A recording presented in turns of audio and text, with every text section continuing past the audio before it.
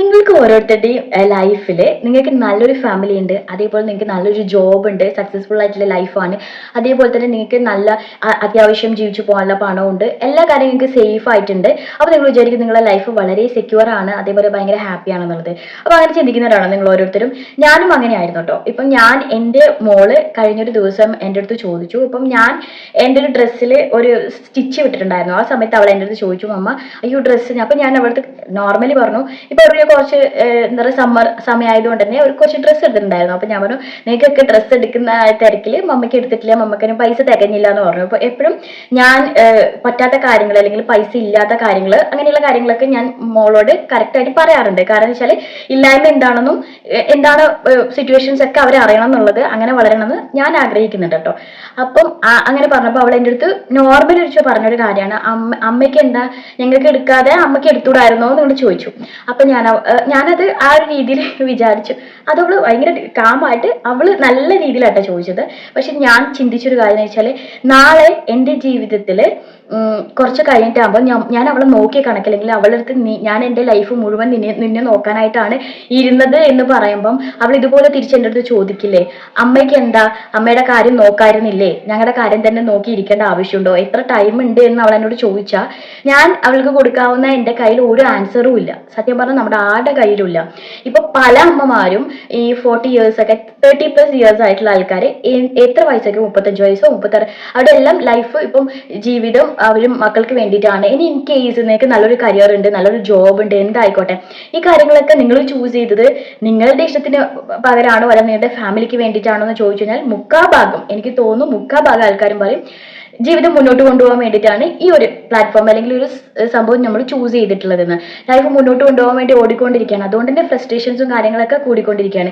ഈ 32 വയസ്സായിട്ട് ഈ ഇരിക്കുന്ന സമയത്ത് എനിക്ക് ഫീൽ ചെയ്തൊരു കാര്യമാണ്, നാളെ നമ്മുടെ ഫാമിലി എനിക്ക് ഈ പറഞ്ഞ എല്ലാം നമുക്കുണ്ട്, നമ്മൾ ഹാപ്പി സക്സസ്ഫുൾ ആണെന്ന് ചോദിച്ചാൽ അല്ല, ഞാൻ ഒരിക്കലും അല്ലാന്നേ പറയുള്ളൂ. കാരണം ഈ ഒരു വയസ്സിൽ എനിക്കിരുന്നപ്പോൾ ഉണ്ടായിരുന്ന ഒരു തിരിച്ചറിവ് കേട്ടോ, നമ്മുടെ ലൈഫിന്റെ റിയലൈസേഷൻ എന്ന് പറയുന്നത് നമ്മുടെ ലൈഫിന്റെ ഉള്ളിൽ നമുക്ക് ഇപ്പം ഹാപ്പിനെസ് എന്ന് പറയുന്നത് നിങ്ങൾക്ക് ഇതൊക്കെ തികഞ്ഞാൽ നിങ്ങളുടെ ഹാപ്പിനെസ് കംപ്ലീറ്റ് ആയോ ഇല്ല. ഒരാളൊരു ജോലിയിൽ ഒരു പ്രൊമോഷൻ കിട്ടിക്കഴിഞ്ഞാൽ അതൊക്കെ ഭയങ്കര ഹാപ്പിയായി, ഇൻക്രിമെന്റ് കാര്യങ്ങളൊക്കെ കൂടിയിട്ടുണ്ടാവും. പക്ഷേ അല്ലെങ്കിൽ പിന്നെ അടുത്തൊരു പടി ചവിട്ടി കയറാനുള്ള വെപ്രാളായിരിക്കും, അതിനു വേണ്ടി അദ്ദേഹം ഓടിക്കൊണ്ടിരിക്കുകയായിരിക്കും അല്ലെ. ഹാപ്പിനെസ് എവിടെയും കംപ്ലീറ്റ് ആവുന്നില്ല. ഹാപ്പിനെസ് എന്ന് പറയുന്നത് നമ്മുടെ ഓരോരുത്തരും ചോയ്സ് ആണ്. ഇപ്പൊ ഞാൻ ഒരു എക്സാമ്പിൾ പറയും, എനിക്ക് ഫിലിം കാണാൻ പോകാൻ ഭയങ്കര ഇഷ്ടമാണ്. പക്ഷെ ഇപ്പം എന്നോട് ഫിലിം കാണാൻ പോകാന്ന് പറഞ്ഞാൽ ഞാൻ നോ എന്ന് പറയും, എനിക്ക് ഇഷ്ടമില്ല. കാരണം ഇപ്പം എൻ്റെ ഏറ്റവും പ്രയോറിറ്റി എന്ന് പറഞ്ഞാൽ എൻ്റെ ഹസ്ബൻഡിൻ്റെ കൂടെ ഫിലിം കാണാൻ പോകണം എനിക്ക് ഏറ്റവും ഇഷ്ടം. അപ്പം എൻ്റെ ഇഷ്ടം മാറിയില്ല, എൻ്റെ ഹാപ്പിനെസ് മാറില്ല, നമ്മുടെ ചോയ്സ് അനുസരിച്ച് മാറിക്കൊണ്ടേയിരിക്കും. ഹാപ്പിനെസ് എന്ന് പറയുന്നത് ഓരോരുത്തരുടെയും ചോയ്സ് അനുസരിച്ച് മാറിക്കൊണ്ടേയിരിക്കുന്ന കാര്യമാണ്. അപ്പോൾ ഹാപ്പിനെസ് ഒരിക്കലും നമുക്ക് കംപ്ലീറ്റ് ചെയ്യാൻ പറ്റുന്ന കാര്യമല്ല.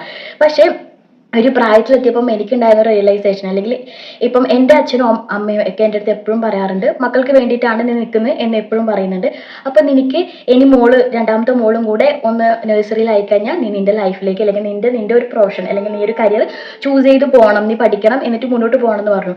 പക്ഷേ എൻ്റെ ഹസ്ബൻഡിൻ്റെ അടുത്ത് പറഞ്ഞിട്ടുള്ളത്, നിനക്ക് നിന്റെ ലൈഫ് എന്ത് വേണമെങ്കിലും ചൂസ് ചെയ്യാം, പക്ഷേ അതൊരിക്കലും ഞാൻ പറയില്ല. പക്ഷേ ഒരു ഫേമിൻ്റെ താഴെ പോയി നീ പണിയെടുക്കുന്ന സമയത്ത് ഒരുപാട് കാര്യങ്ങൾ ഫേസ് ചെയ്യാനുണ്ട്, നിനക്ക് ഒരുപാട് പ്രഷർ, നിന്റെ ക്യാരക്ടർ അറിയുന്നതുകൊണ്ട് ഞാൻ പറയാണ്, ഒരുപാട് പ്രഷറും കാര്യങ്ങളൊക്കെ വരും. അതൊക്കെ ചിന്തിച്ചിട്ട് വേണം നീ തിരഞ്ഞെടുക്കാൻ. എൻ്റെ അടുത്ത് എപ്പോഴും യൂട്യൂബിൽ വീഡിയോസ് ഇടുന്നില്ല, അല്ലെങ്കിൽ ഞാൻ ഭയങ്കര ക്രിയേറ്റീവ് ആയിട്ടുള്ള ഒരാളാണെന്നുള്ളത് എൻ്റെ ഹസ്ബൻഡിനെ അറിയുന്ന പോലെ വേറെ ആർക്കും അറിയില്ല. കാരണം എന്നോട് എപ്പോഴും മുന്നേ ഞാൻ ഈ യൂട്യൂബ് ചാനലൊക്കെ സ്റ്റാർട്ട് ചെയ്യുന്നതിന് മുമ്പേ അദ്ദേഹം എന്നോട് പറഞ്ഞൊരു കാര്യമുണ്ട്, നീ നന്നായിട്ട് പാടും, നീ നന്നായിട്ട് വരയ്ക്കും, നീ നന്നായിട്ട് ഡാൻസ് ചെയ്യും, പക്ഷെ എന്താ നിന്റെ ലൈഫിലേക്ക് ഒന്നും ഇല്ലാതെ പോയത്, അല്ലെങ്കിൽ ഒരു ഭാഗത്തും ഞാൻ എവിടെയും ശോഭിച്ചിട്ടില്ല പറയാറുണ്ട്. ഇങ്ങനെയുള്ള വീഡിയോസ് ഒക്കെ കാണുന്ന സമയത്തും അതിൽ എന്തെങ്കിലുമൊക്കെ അഭിപ്രായങ്ങൾ പറയുന്ന സമയത്തും അല്ലെങ്കിൽ മൂപ്പരോട് എന്തെങ്കിലുമൊക്കെ സംസാരിക്കുന്ന സമയത്താണെങ്കിലും ഇങ്ങനെ പ്രൊഡക്റ്റീവായിട്ട് എന്തെങ്കിലുമൊക്കെ ചെയ്യുന്ന സമയത്താണെങ്കിലും എല്ലാം കാണുമ്പോൾ പറയാറുണ്ട്, നിനക്കും ഇങ്ങനെ ഒരു കാര്യം ചെയ്തുകൂടെ, നീ ഭയങ്കര ക്രിയേറ്റീവ് ആണല്ലോ എന്നുള്ള കാര്യങ്ങൾ പറയാറുണ്ട് കേട്ടോ. അപ്പം ഞാൻ അതിലൊന്നും അത്ര കാര്യം കൊടുക്കാറേ ഇല്ല. കാരണം എൻ്റെ ലോകം എന്ന് പറയുന്നത് എൻ്റെ കുഞ്ഞുങ്ങൾ എന്നുള്ള രീതിയിലാണ്. പലപ്പോഴും മൂത്ത മോൾ പ്രസവിച്ചിരുന്ന സമയത്തൊക്കെ പലപ്പോഴും കുഞ്ഞുങ്ങളെ നോക്കുക എന്ന് പറയുന്നത് ഭയങ്കര ഡിഫിക്കൽട്ടായിട്ടുള്ള കാര്യം എല്ലാവർക്കും അറിയാം. അപ്പം എല്ലാവരും ചോദിക്കുന്ന ഒരു കാര്യമുണ്ട്, നിനക്ക് എന്താ ഇപ്പോൾ ഇവിടെ തൊഴിൽ അല്ലെങ്കിൽ എവിടെ എന്താ ജോലി എന്ന് ചോദിക്കാറുണ്ട്. അപ്പോൾ ചിന്തിക്കാറുണ്ട് ഇത് എന്താ എങ്ങനെ ചിന്തിക്കുന്നത്. അതുപോലെ കുഞ്ഞുങ്ങൾ നമ്മൾ നോക്കാതെ എന്തെങ്കിലും നമ്മുടേതായ ഒരു പേഴ്സണൽ ചോയ്സ് എടുക്കുമ്പോൾ പറയാറുണ്ട്, നിങ്ങൾക്ക് എന്താ കുഞ്ഞിനെ നോക്കുന്നില്ല, നോക്കണ്ടേ എന്നുള്ള രീതിയിലൊക്കെ. എന്ത് ചെയ്താലും നമ്മൾ ഏത് രീതിയിലും കുഞ്ഞിനെ നോക്കിയിരിക്കുകയാണെങ്കിലും അല്ലെങ്കിൽ നമ്മുടെ ലൈഫ് നോക്കുകയാണെങ്കിലും ആൾക്കാർക്ക് കുറ്റം പറയാനോ അല്ലെങ്കിൽ നമ്മുടേതായ കാര്യങ്ങൾക്ക് എന്ത് ചെയ്യുകയാണെങ്കിലും നമുക്കെതിരെ പറയാൻ ഒത്തിരി പേരുണ്ടാവും. അപ്പം നമ്മളത് നോക്കിയിട്ട് കാര്യമില്ല. നമ്മുടെ ലൈഫിൽ ഓരോ ടൈമും പോകുന്നതിനനുസരിച്ച് നമ്മുടെ ലൈഫ് കുറഞ്ഞുകൊണ്ടിരിക്കുകയാണ്, നമ്മുടെ ഓരോ ടൈം പാസ്സായി പോകൊണ്ടോ ഇരിക്കുകയാണ്. നമ്മുടെ ഓരോ മിനിറ്റും ഇന്ന് ഒരു മിനിറ്റ് കഴിയുമ്പോൾ നമ്മുടെ ലൈഫ് കുറഞ്ഞുകൊണ്ടിരിക്കുകയാണ്. നമ്മൾ ചിന്തിക്കേണ്ടത് നമ്മൾ നമ്മുടെ ലൈഫിന് വേണ്ടി എന്ത് ഹാപ്പിനെസ് ആണ് സെലക്ട് ചെയ്യുന്നുള്ളതാണ് ഞാൻ ചിന്തിച്ചു തുടങ്ങിയിട്ടോ. അങ്ങനെയാണ് ഞാൻ എൻ്റെ രണ്ടാമത്തെ മോള് പ്രഗ്നന്റ് ആയിരിക്കുന്ന സമയത്താണ് ഞാൻ ഈ ഒരു ചാനൽ സ്റ്റാർട്ട് ചെയ്തതും ഇത് ഞാൻ വർക്ക് ചെയ്ത് തുടങ്ങിക്കൊണ്ടിരിക്കുന്നതും. ഇത് എന്നെ സംബന്ധിച്ചിടത്തോളം എനിക്കൊരു ഫിനാൻഷ്യൽ ഇൻഡിപെൻഡന്റ് ആയിരിക്കുക എന്നുള്ളതിൻ്റെ ഒരാവശ്യം ഉണ്ടെന്ന് തോന്നുന്നില്ല. കാരണം ഞാനും എൻ്റെ ഹസ്ബൻഡും നമ്മുടെ ലൈഫ് എന്ന് പറയുന്നത് ഹസ്ബൻഡിൻ്റെ ഒരു ലൈഫ് എൻ്റെ ഒരു ലൈഫ് എന്നുള്ളൊരു ചിന്താഗതി ഇല്ല. ഞങ്ങൾ ഒന്നിച്ചുള്ളൊരു ലൈഫാണ്. അതിൽ ഒരാൾ സമ്പാദിക്കുന്നുണ്ടെങ്കിൽ അത് മറ്റൊരാളുടെ അല്ല, അങ്ങനത്തെ ഒരു ഫീലൊന്നുമില്ല. അതുകൊണ്ട് എനിക്ക് ഫിനാൻഷ്യലി ഇൻഡിപെൻഡന്റ് ആവണം എന്നുള്ള വലിയ ആഗ്രഹങ്ങളൊന്നുമില്ല. കാരണം എൻ്റെ ലൈഫിൽ ജീവിക്കാനുള്ളത് എൻ്റെ കയ്യിൽ തന്നെ ഉണ്ട്. അതെൻ്റെ ഹസ്ബൻഡ് എന്നെ ഒരിക്കലും വിഷമിപ്പിച്ചിട്ടില്ല, അല്ലെങ്കിൽ അതിൻ്റെ ഒരു ചോദ്യമോ അല്ലെങ്കിൽ ഇത് എൻ്റെയാണ് നിൻ്റെയാണ് അങ്ങനത്തെ ഒരു തോന്നലും എൻ്റെ ലൈഫിൽ ഉണ്ടായിരുന്നില്ല. പക്ഷേ എൻ്റെ ലൈഫിൻ്റെ ഹാപ്പിനെസ്, എനിക്ക് ഒരുപാട് ആഗ്രഹങ്ങൾ ഉണ്ടായിരുന്നു, ഒരുപാട് സ്വപ്നങ്ങൾ ഉണ്ടായിരുന്നു. നിങ്ങളുടെ മുമ്പിൽ ഒരുപാട് നിങ്ങളുടെ ആഗ്രഹങ്ങൾ ഉണ്ടാവും. അത് ഓടി നടന്ന് നിങ്ങളെ ഫുൾഫിൽ ചെയ്യാൻ വേണ്ടി ശ്രമിക്കാം. അല്ലെങ്കിൽ നിങ്ങൾക്ക് ഇപ്പം ആരോടെങ്കിലും ഒരു ഇഷ്ടമുണ്ട്, അത് നമ്മൾ കുറച്ച് കഴിഞ്ഞ് പറയാമെന്ന് വെച്ചിട്ട് കാര്യമില്ല. ഇപ്പൊ തന്നെ ഓടി നടന്ന് ചെയ്യാം. അപ്പൊ 30 ഇയേഴ്സിന് ശേഷമാണ് എനിക്ക് നിങ്ങളോട് പറയാൻ തോന്നിയത്. ഇപ്പൊ 20-ലൊക്കെ ഇരിക്കുന്ന ആൾക്കാരാണെങ്കിൽ ഒന്നിനും ഇനി നാളത്തേക്ക് എന്ന് വെക്കരുത്. നമ്മുടെ ലൈഫിന്റെ ഓരോ മിനിറ്റും നമുക്ക് അത്രയും ഇമ്പോർട്ടന്റ് ആണ്. അത് കടന്നു പോയിക്കൊണ്ടിരിക്കുകയാണ്.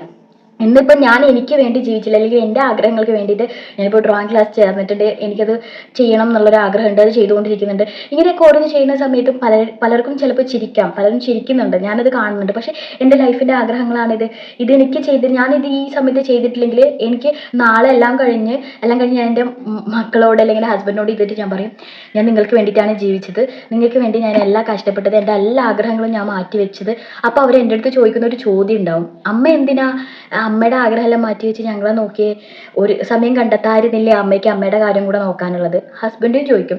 ഞാൻ ഒരുപാട് പൊസിഷനിലേക്ക് എത്തിയത് നീ സാക്രിഫൈസ് ചെയ്താൽ എന്തിനാ പറയേണ്ട ആവശ്യം? കാരണം എൻ്റെ കാര്യങ്ങൾ ഞാൻ നോക്കുന്നുണ്ടായിരുന്നില്ലേ, എനിക്ക് നിന്റെ ലൈഫ് ചൂസ് ചെയ്യായിരുന്നില്ലേ, പോവായിരുന്നില്ലേ നോക്കിയിട്ട് എന്ന് ചോദിക്കുന്ന സമയത്ത് സത്യം പറഞ്ഞു കഴിഞ്ഞാൽ അവർക്ക് കൊടുക്കാനുള്ള ആൻസർ നമ്മുടെ ഓരോരുത്തരുടെ കയ്യിലും ഉണ്ടാവില്ല. ഇനിയിപ്പോൾ ഇൻ കേസ് എന്ത് ലൈഫാണെങ്കിലും, സ്ത്രീകളല്ല ഇനി പുരുഷന്മാരാണ് ഇത് കാണണമെങ്കിൽ പോലും, നിങ്ങളുടെ ലൈഫിൽ നിങ്ങൾ ഒരുപാട് കുടുംബത്തിന് വേണ്ടി ബുദ്ധിമുട്ടി, കുടുംബത്തിന് വേണ്ടി പ്രയാസപ്പെട്ട് ജോലിയിൽ ഓരോ പൊസിഷൻസ് നേടി പോയി എല്ലാം കഴിയുമ്പോഴും നിങ്ങൾ തിരിഞ്ഞു നോക്കുമ്പോൾ നിങ്ങളുടെ ലൈഫിലെ ഹാപ്പിനെസ് എന്ന് പറയുന്നത് ഇതൊന്നും അല്ലെങ്കിൽ നിങ്ങളുടെ റിയൽ ലൈഫിൽ നിങ്ങളുടെ ഉള്ളിൽ ഒരു ഹാപ്പിനെസ് ഉണ്ടാവും. അത് ചിലപ്പോൾ നിങ്ങൾക്ക് പാട്ട് പാടാനായിരിക്കാം. അതിനായി നിങ്ങളൊരു സ്പേസ് കണ്ടെത്തിയിട്ടുണ്ടെങ്കിൽ നിങ്ങൾക്ക് അതിനൊരു സന്തോഷം കണ്ടെത്താൻ പറ്റുമോ? അപ്പോൾ അത് നമുക്ക് നമ്മുടേതായ ഒരു സ്പേസ് കണ്ടെത്താം. ഇപ്പം ഞാൻ എന്നെ പറയാനുള്ളത്, എനിക്ക് എൻ്റെതായ ഒരു ലൈഫ് ഞാൻ മക്കളെ നോക്കിയിട്ടാണെങ്കിലും ഫാമിലിയിൽ ഉണ്ടെങ്കിലാണെങ്കിലും ഞാൻ എനിക്കായിട്ടുള്ള എൻ്റെതായിട്ടുള്ള ഒരു സമയം കണ്ടെത്താറ് പഠിച്ചു. ഇപ്പം 30 വയസ്സിന് ശേഷം ഞാൻ കണ്ടതൊരു കാര്യമാണ്, കണ്ടെത്താൻ വേണ്ടി ശ്രമിച്ചു. ഞാൻ ഡ്രോയിങ് ആണെങ്കിലും എന്ത് കാര്യങ്ങളാണെങ്കിലും ഞാൻ എനിക്ക് വേണ്ടിയിട്ട് സമയം കണ്ടെത്തി ചെയ്യാറുണ്ട്. ഇപ്പോൾ ഈ വീഡിയോ ആണെങ്കിൽ പോലും നിങ്ങളോട് ഞാൻ സംസാരിക്കുന്നത് കൊച്ചുനാൾ മുതൽ എനിക്ക് ഒരുപാട് ഇഷ്ടമാണ് സംസാരിക്കാൻ. ഞാൻ ആരോടും സംസാരിക്കുന്ന ഒരാളല്ല, ടോക്കറ്റീവ് അല്ല. പക്ഷെ എനിക്ക് കണ്ണാടി നോക്കി സംസാരിക്കാൻ ഭയങ്കര ഇഷ്ടമാണ്. ഞാൻ ഒരു ടോപ്പിക് എടുത്ത് കണ്ണാടി നോക്കി സംസാരിക്കുന്ന ഒരാളാണ്. അതാണ് ഇപ്പം ഞാൻ ചെയ്തുകൊണ്ടിരിക്കുന്നത്. ക്യാമറ നോക്കി ഞാൻ നിങ്ങളോട് സംസാരിക്കുന്നത് എൻ്റെ ഇഷ്ടങ്ങളെ, ഞാൻ കണ്ട ഡ്രീമിനെയാണ് ഞാൻ ഇപ്പോൾ ഇപ്പോൾ ചെയ്തുകൊണ്ടിരിക്കുന്നത്. അപ്പം നമ്മുടെ കുഞ്ഞു കുഞ്ഞു ഡ്രീമുകളെങ്കിലും നമ്മൾ സാക്ഷാത്കരിക്കാൻ വേണ്ടിയിട്ട് ശ്രമിക്കുക. ഇതാട്ടോ. അതേപോലെ തന്നെ എനിക്ക് ഇഷ്ടമില്ലാത്ത ചില കാര്യങ്ങൾ, നമ്മൾ ഒരുപാട് ട്രിഗർ ചെയ്തുകൊണ്ടിരിക്കുന്ന കാര്യങ്ങൾക്കൊക്കെ നോ പറയാൻ വേണ്ടി പഠിച്ചു. ഇതൊക്കെയാണ് എനിക്കിപ്പം നിങ്ങളോട് ഷെയർ ചെയ്യാനുള്ളത്. നിങ്ങളുടെ ഡ്രീമിന് വേണ്ടിയിട്ട് കുറച്ചെങ്കിലും ഓടാൻ ശ്രമിക്കുക. നിങ്ങളുടെ ഇഷ്ടങ്ങൾക്ക് വേണ്ടി കുറച്ചെങ്കിലും സമയം കണ്ടെത്താൻ ശ്രമിക്കുക. ഇനിയും ദിവസങ്ങൾ ഉണ്ടല്ലോ എന്ന് ചിന്തിച്ചിരിക്കരുത്. ദിവസങ്ങൾ ഇനി കുറച്ചേ ഉള്ളൂ. നമ്മുടെ ഓരോ ദിവസവും കുറഞ്ഞുകൊണ്ടിരിക്കുകയാണ്, ഓരോ മിനിറ്റും കുറഞ്ഞുകൊണ്ടിരിക്കുകയാണ്. നിങ്ങളുടെ ലൈഫിന് വേണ്ടി കുറച്ച് സമയമെങ്കിലും നിങ്ങൾ ടൈം കണ്ടെത്തുക. നാളെ മക്കളോ അല്ലെങ്കിൽ വൈഫോ ഹസ്ബൻഡോ നിങ്ങളടുത്ത് പറയാൻ ഇടവരുത്തരുത് എനിക്ക് വേണ്ടി ജീവിക്കണം എന്ന് ഞാൻ നിങ്ങളോട് പറഞ്ഞിട്ടില്ലല്ലോ എന്നുള്ളത്. അതുകൊണ്ട് കുറച്ച് സമയം നമുക്ക് വേണ്ടി കണ്ടെത്താൻ വേണ്ടി ശ്രമിക്കാം.